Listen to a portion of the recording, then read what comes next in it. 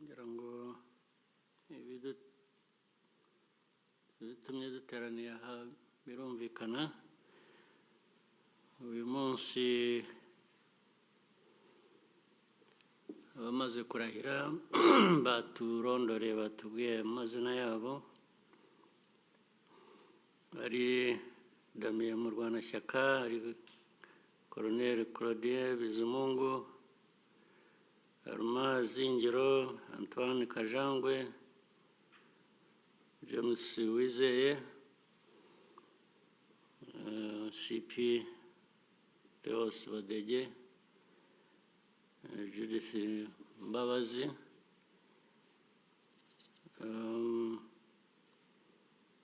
mugejeje indahiro si kuri twe gusa twicaye hano, ni ku gihugu cyose, Abanyarwanda. Ni ngombwa rero ko musobanukirwa neza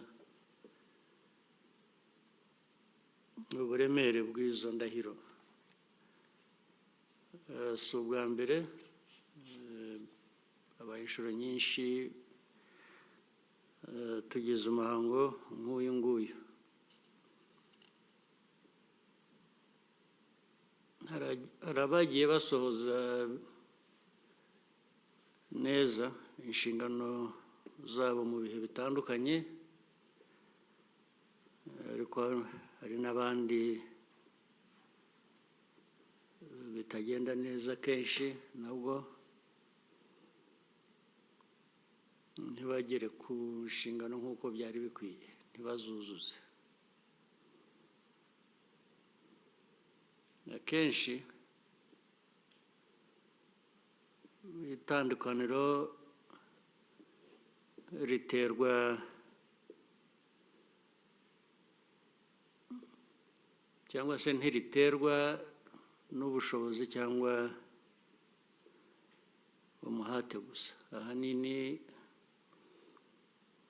biterwa no gusobanukirwa neza inshingano izo arizo.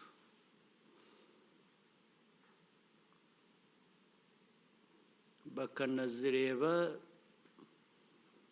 mu buryo bw'igihugu kurusha kubireba mu buryo bwabo gusa nk'abantu, buri umwe ku giti cye. Iyo birebera mu ndorerwamo y'igihugu cyose, ngira ngo birushaho kumvikana n'ubushobozi bufite bukoreshwa neza.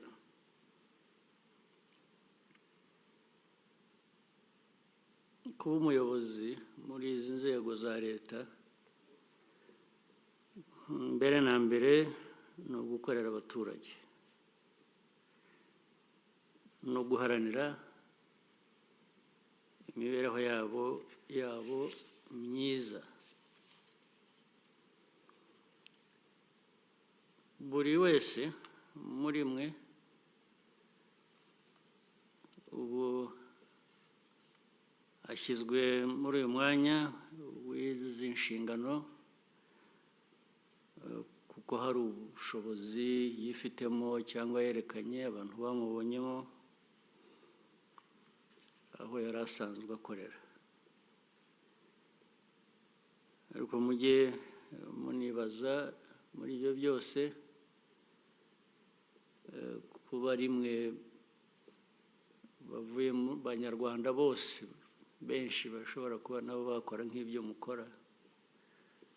Icyo gihe iyo ugeze ku mirimo ushinzwe, ibyo iyo byibukije bituma wagira uruhare rwawe rugaragara.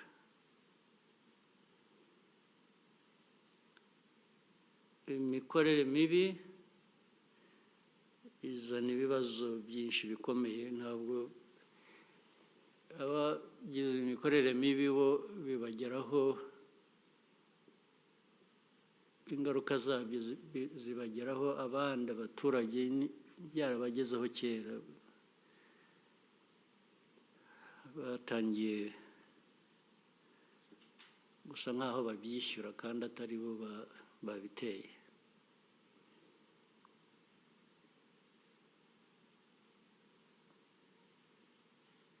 ikindi cyangombwa ni uko abayobozi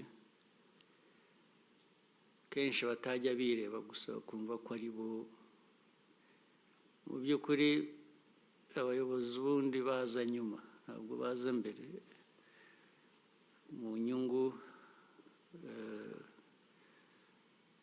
ziva mu bikorwa byiza. Bibageraho ariko bikwiye kubageraho nyuma, abaturage nibo bikwiye kubageraho mbere. Akenshi rero hari ubwo bigaragara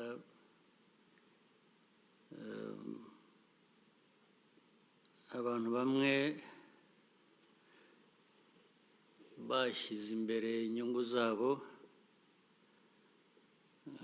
harimo kwibona ndetse bisa n'ibigiye kuba akamenyero. Abenshi babishyiramo n'ubwirasi bakibagirwa ko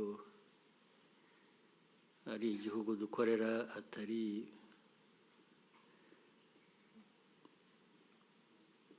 ipiganwa ry'umuntu n'undi.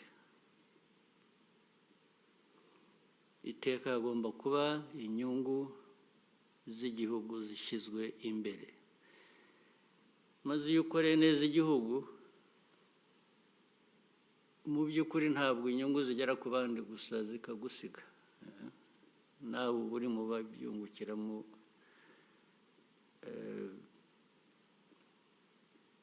Ibyiza rero ni uko abantu bakwiye kubibona batyo. Ariko mujya mwibuka kenshi iki gihugu aho cyari kigeze mu myaka yacu, mu mateka yacu, mu myaka y'inyuma. Iki gihugu aho cyari kigeze, hanyuma abarwaniye no kugikiza bakakibohora, sinzi niba abantu benshi batekereza niba ko abagize urwo ruhare bitekerezaga cyangwa batekerezaga igihugu. Iyo biba batekerezaga gusa inyungu zabo, ntaho igihugu cyajyaga kugera na busa. Kandi murabizi ko icyo gihe nta n'inyungu zari zihari. Bavuga ko abantu barwanira inyungu, nta mushahara, nta kintu cyari kiriho, ahubwo icyo abantu babaga batekereza ni uko habaga harimo no gutakaza ubuzima. Wowe umuntu wabona ko akora ibikorwa yitanze akarinda yatakaza n'ubuzima, ariko gukorera igihugu kuri uru rwego aho tugeze, ubwo bwitange ubugereranyije ntabwo wari ukwiye kuba butunanira. Umuntu agiye abitekereza neza, ntabwo ari imirimo idusaba gutanga ubuzima bwacu. Uzi ngo ugiye ku rugamba ariko nta nubwo uzi kuri butahe amahoro, ushobora gutakaza ubuzima. Ariko aha murabyumva, ibyo dukora buri munsi, ukora ibyo ukora uzi ngo uri butahe mu rugo aho uba uri hose uri muzima. Ayo mateka rero kuki abantu yibagirwa, yari akwiye kuba tuyobora mu bikorwa byacu bya buri gihe. Iyo uhuye n'ibibazo ku kazi, hari uburyo bwo kubikemura iyo ubishaka.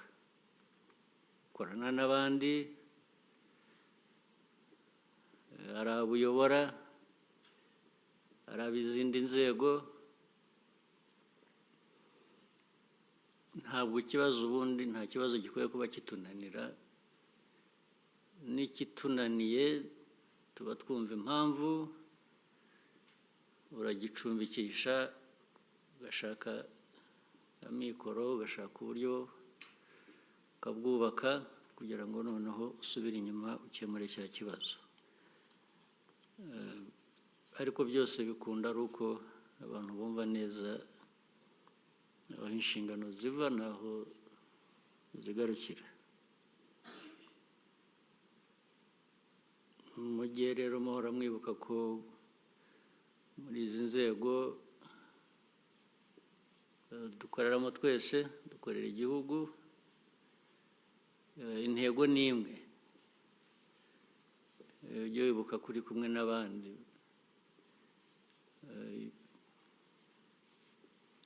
iyo ukoze neza bikugirira inyungu, bigira inyungu ku bandi, bigira inyungu ku gihugu. Iyo ukoze nabi, ari ukora nabi yarakurikiye inyungu ze ku giti cye, ariko bigira ingaruka ku bandi, bigira ingaruka mbi ku gihugu. Ibyo mujye mwibuka kubitandukanya.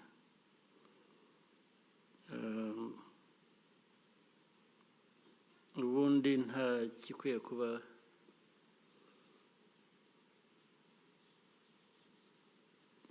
kitunanira, ariko hari ikintu duhora tunanirwa nacyo cy'umuco. Umuco ugira kumva, ugira gushaka, ugira gukosora bitagenda neza. Abantu benshi bagira ibibazo n'aho bihera. Naho impinduka zo nk'izi, ahubwo ndetse ubundi birashoboka ko zajya ziba mu gihe gitoya cyane kurusha ubu. Abantu bashobora kwibwira ngo ariko ba minisitiri bahindutse vuba. Yes, bahindutse vuba, ariko ujya wibaza impamvu ni iki. Impamvu iroroshye. Abashinzwe kuyobora igihugu cyangwa abashinzwe kuyobora abo bantu cyangwa ababashyiraho, iyo batameze nk'abo bahindurwa cyangwa abandi bagerwaho n'ibindi bitari byiza,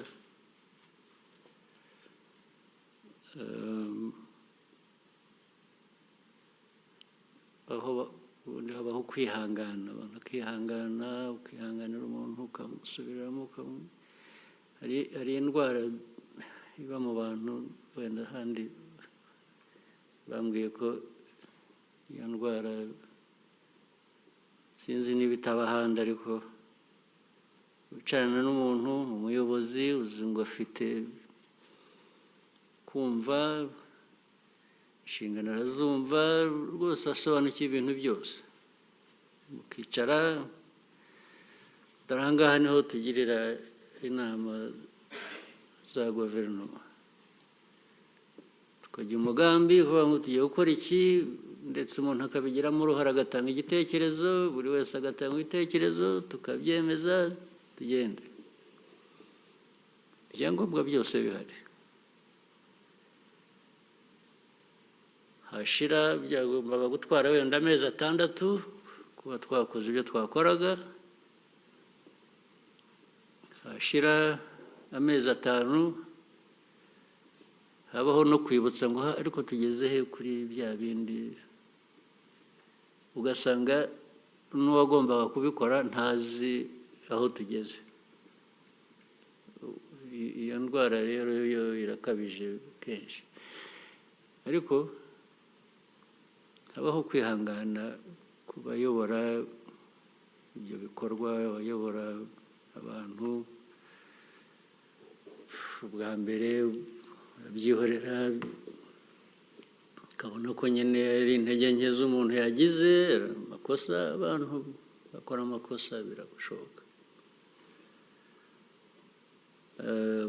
Bwa kabiri ikosa rimwe rikongera rikaba nk'iryo ryabaye ubushize, kongera utari kosa habaye iki ubushize ko twari twabikosoye byagenze gute? Ubwo nabwo wenda ukamwihorera. Iyo bibaye bwa gatatu ndetse rimwe biba bwa kane, haba hari ikibazo gikomeye.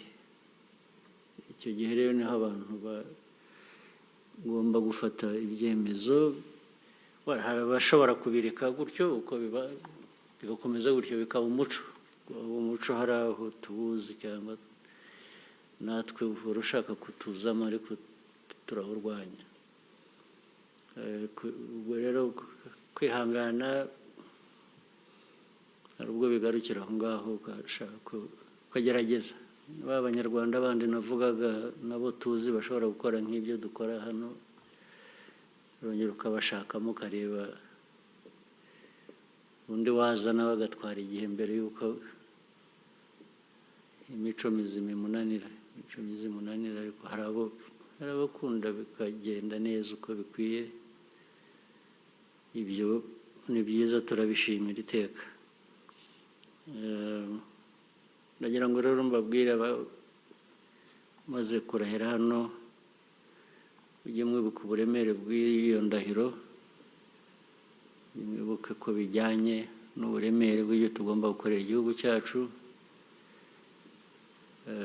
kandi ibyo dukorera igihugu cyacu natwe tuba tubitezeho byinshi, kuko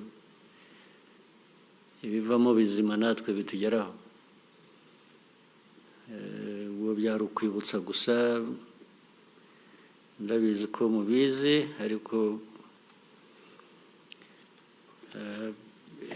ibishuko biba byinshi abantu bakibagirwa vuba. Nibura mujye mwibuka mutari ko twarabiganiriye.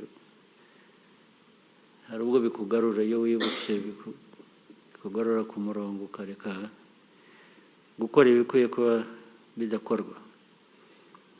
Naho ibindi mbifurije imirimo myiza, ni imirimo ishoboka. Nta gitangaza rwose kiri muri ibi bintu dukora cyangwa mwarahiye uyu munsi. Ni ubuzima busanzwe. Iyo ushatse kubigira ubuzima busanzwe kandi bwiza, birakunda. Iyo ushatse kubivanga rero ugashyiramo ibindi bidakwiye, nabyo bigira ubuzima bugufi kenshi. Mugire umunsi mwiza, mugire imirimo myiza, muhorane amahoro y'Imana. Murakoze.